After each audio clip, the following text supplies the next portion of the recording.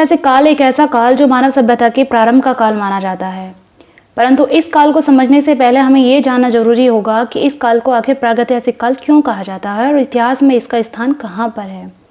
तो hello everyone, this is Shivani, make the all things easy to you.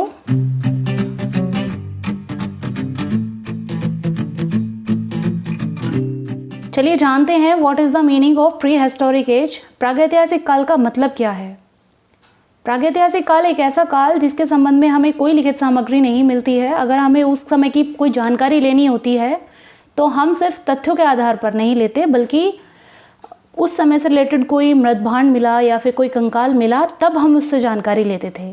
और आद्यातिहासिक काल एक ऐसा काल था जहाँ तथ्य तो थे परंतु हम उनको पढ़ नहीं सकते थे। और ऐतिहासिक काल एक ऐसा काल है जहाँ पर तथ्य भी हैं और उनको पढ़ा भी जा सकता है। प्रागैतिहासिक काल को भी हम 3 भागों में डिवाइड कर सकते हैं। एक पुरापाषाण काल, दूसरा मध्यपाषाण काल और तीसरा नवपाषाण काल। इन्हीं कालों को क्रमशः पाषाण युग, कांस्य युग और लौह युग भी कहा जाता है। अब बात करते हैं कि पुरापाषाण काल को कितने भागों में डिवाइड किया जाता है। पुरापाषाण काल को भी फिर से 3 भागों में डिवाइड किया जाता है।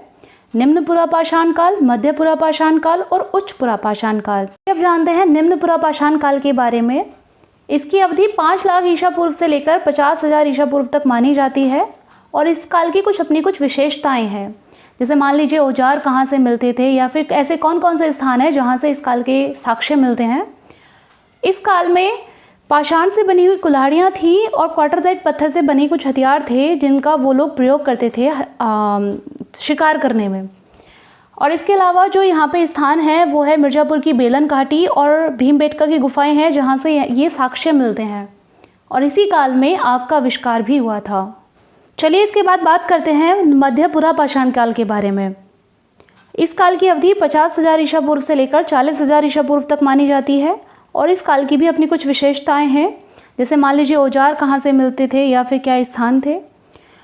इस काल में भी पाषाण से बने ही हथियार थे जिनसे वो लोग शिकार किया करते थे। और अगर स्थानों की बात करें तो महाराष्ट्र का नेवासा और पश्चिमी बंगाल का बाकुंडा ऐसे स्थान है जहाँ से इस काल के बारे में कुछ साक्ष्य मिलते हैं। और इसी काल को फलक संस्कृति भी कहा जाता था। अब बारी आती है उच्च पुरापाषाण काल की, जिसकी अवधि 40,000 ईसा पूर्व से लेकर 10,000 ईसा पूर्व तक मानी जाती है। और इस काल की भी अपनी कुछ विशेषताएं हैं।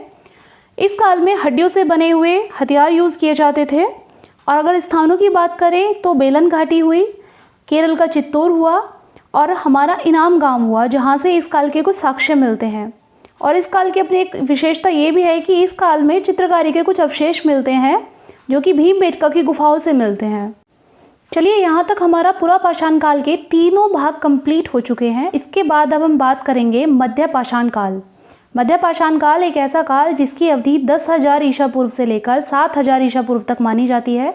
और इस काल की विशेषता ये थी कि इस काल में जो हथियार थे वो थोड़े छोटे और थोड़े नुकीले हो गए थे। और अगर स्थानों की बात करें तो मुंगेर, होशंगाबाद से यहाँ के अवशेष मिलते हैं हमें। चलिए अब बात करते हैं नवपाषाण काल के बारे में। नवपाषाण काल की अवधि 7000 BC से लेकर 2500 BC तक मानी जाती है। और इस काल की कुछ अलग ही विशेषताएं हैं। जैसे मान लीजिए पशुपालन स्टार्ट हो गया था, गेहूँ और चावल के साक्ष्य मिलने लगे थे। और सबसे महत्वपूर्ण बात यह है कि इस समय पर मानव ने स्थायी रूप से रहना शुरू कर दिया था।